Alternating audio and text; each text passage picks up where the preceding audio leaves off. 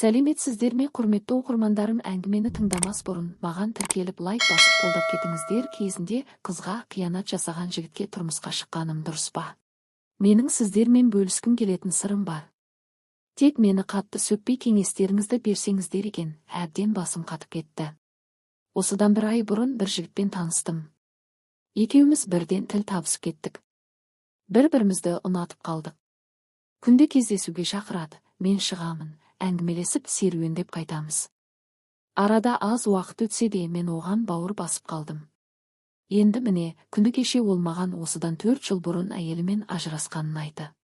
Оның айтуынша, сол кезде қызға амалсыздан үйленуге мәжбүр болған. Бір кеште 3 жігіт бір қызбен болып қояды. Осы жағдайдан кейін қыз полицияға арыз түсіремін деп қорқытады. Ол қыз жігіттермен өз ықтиярымен болса да зорлады деп айыптаған көрінеді. Осыдан кейін жігіттердің бірі ол қызды алуға мәжбүр болады. Ал ол қыз қазіргі менің жігітімді таңдапты. Сол кезде жігітім үй ішіне жағдайды айта алмаған екен. Екеуі 1,5 ай ғана тұрып ажырасып кетіпті.